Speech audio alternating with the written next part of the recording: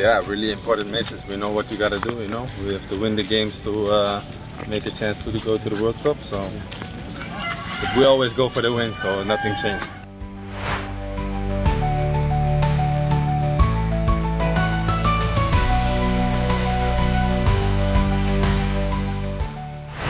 Datang lebih cepat dari pemain lainnya, Ole Romani nampak serius untuk membantu timnas Indonesia meraih kemenangan di laga kontra China dan Jepang nanti.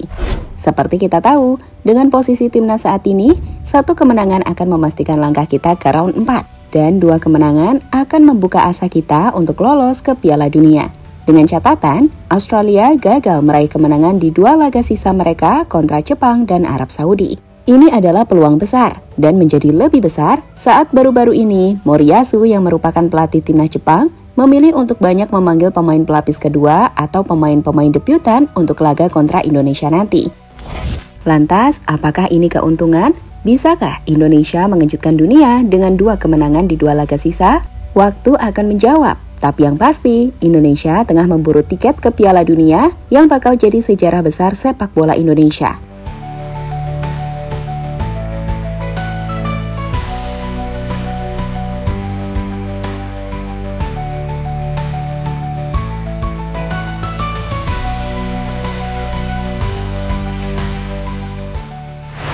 Timnas Indonesia bersiap menghadapi 2 laga krusial di putaran ketiga kualifikasi Piala Dunia 2026 zona Asia, melawan China pada 5 Juni 2025 dan Jepang 5 hari setelahnya di Panasonic Stadium, Osaka. Dengan posisi saat ini, di mana Indonesia berada di peringkat keempat grup C dengan 9 poin dengan sisa 2 laga. Skuad Garuda memburu 2 kemenangan di 2 laga sisa tersebut untuk mencoba lolos otomatis ke ajang Piala Dunia. Nah, untuk mencapainya, Timnas Indonesia langsung melakukan pemusatan latihan di Bali sejak 26 Mei 2025. TC ini memberikan waktu persiapan selama 10 hari sebelum laga kontra China. Sebuah langkah strategis yang dinilai penting untuk membangun chemistry team. Pelatih Patrick Kluivert memanggil 32 pemain untuk TC ini, yang nantinya akan dikerucutkan menjadi 23 nama untuk pertandingan resmi. Dengan sosok Ole Romani telah tiba jauh-jauh hari di Bali, di mana penyerang Oxford United itu menjadi salah satu yang tiba lebih awal. Ole Romani nampak menunjukkan ambisi besarnya di 2 laga sisa tersebut. Penyerang yang mencetak 2 gol di 2 laga perdananya untuk timnas ini yakin Indonesia bisa mengalahkan China. Dan bukan tidak mungkin memberikan kejutan pada Jepang, karena kemenangan adalah target untuk ke Piala Dunia. Tak ada cara lain.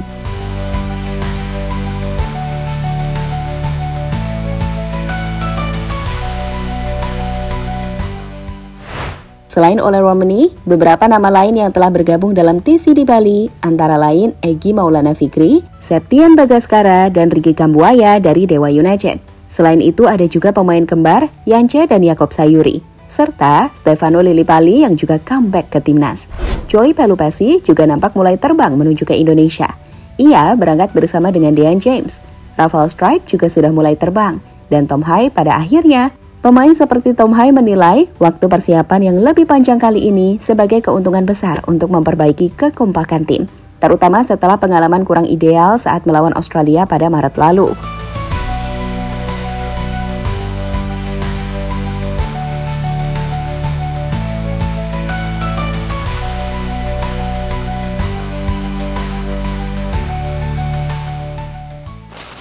Indonesia punya kualitas hadapi China.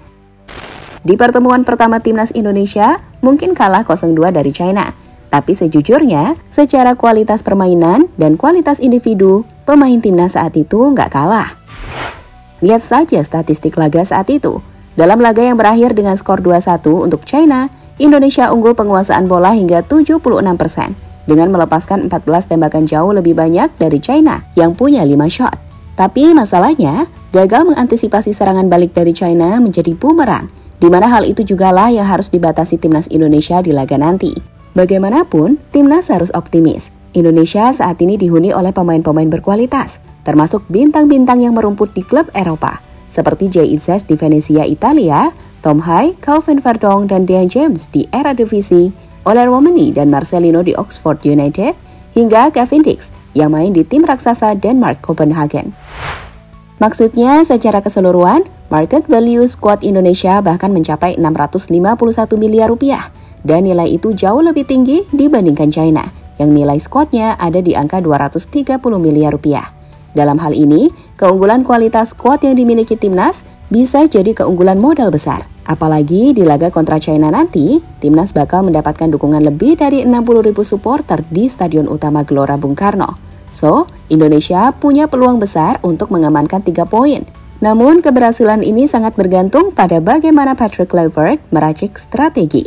Mengingat China tetap memiliki pemain berpengalaman seperti Zhang Yuning yang mampu mencetak gol penentu kemenangan melawan Bahrain pada November 2024.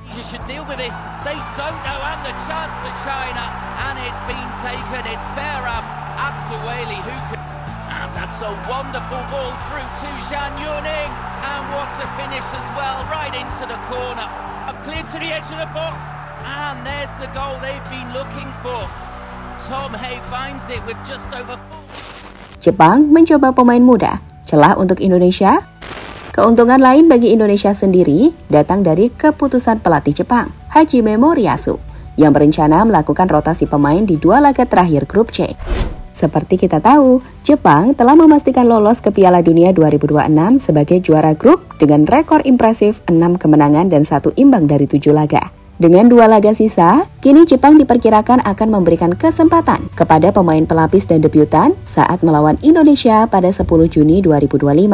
Moriyasu sendiri menyatakan bahwa fokusnya kini adalah memperluas variasi taktik dan memberikan pengalaman kepada pemain muda untuk mempersiapkan tim menuju Piala Dunia. Dan itu tergambar saat Jepang banyak memanggil pemain-pemain baru di 2 laga sisa mereka. Meskipun demikian, rotasi pemain ini tidak serta-merta membuat Jepang menjadi lawan yang mudah. Pemain pelapis Jepang banyak diantaranya bermain di J-League atau Liga Eropa, tetap memiliki kualitas di atas rata-rata. Namun absennya beberapa bintang utama seperti Kaoru Mitoma, Takumi Minamino, atau Wataru Endo bisa menjadi celah yang harus dimanfaatkan Indonesia. So, sekali lagi, bagi Indonesia, ini adalah peluang emas. Meskipun peluang menang tetap kecil, mengingat perbedaan kualitas kedua tim. Namun, para pemain harus tetap optimis.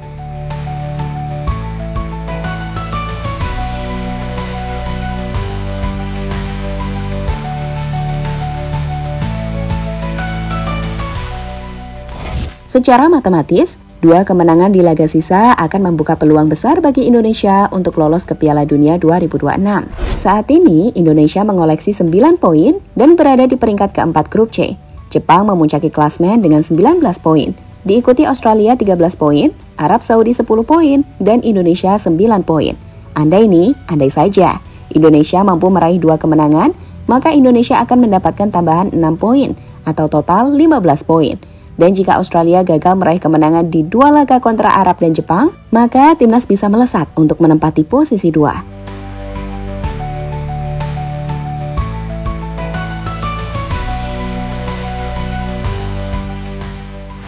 Pada akhirnya, Indonesia memang tengah memburu sejarah besar, yakni lolos ke Piala Dunia untuk pertama kalinya.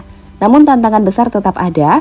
Melawan China, Indonesia harus memanfaatkan keunggulan sebagai tuan rumah dan kualitas individu pemain untuk mengatasi pertahanan rapat lawan. Sementara itu melawan Jepang, meskipun dengan skuad pelapis, Indonesia perlu bermain disiplin dan memanfaatkan setiap peluang sekecil apapun. Kekalahan telak 4-0 dari Jepang pada November 2024 menjadi pengingat bahwa perbedaan kualitas masih nyata, terutama dalam hal pengalaman dan kecerdasan taktik. Di sisi lain, semangat juang skuad Garuda tidak boleh diremehkan. Dengan dukungan federasi, strategi matang dari Patrick Kluivert, dan ambisi pemain seperti Ole Romani, Indonesia memiliki semua elemen untuk menciptakan kejutan. Apalagi, Jepang yang sudah lolos mungkin tidak bermain dengan intensitas penuh, memberikan celah bagi Indonesia untuk mencuri poin. So, 2 laga krusial ini akan menjadi penentu nasib Indonesia di kualifikasi Piala Dunia 2026. 2 kemenangan akan membuka asa lolos langsung, sementara 1 kemenangan tetap menjaga peluang melalui putaran keempat. Keuntungan dari rotasi pemain Jepang dan kualitas individu skuad Garuda menjadi modal berharga. Tetapi, tantangan mental dan taktik tetap harus diatasi. Seperti kata Romani, kita akan pergi untuk menang. Tak ada yang lain. Waktu akan menjawab. Tetapi yang pasti, Indonesia tengah mengejar sejarah besar yang bisa mengguncang dunia sepak bola.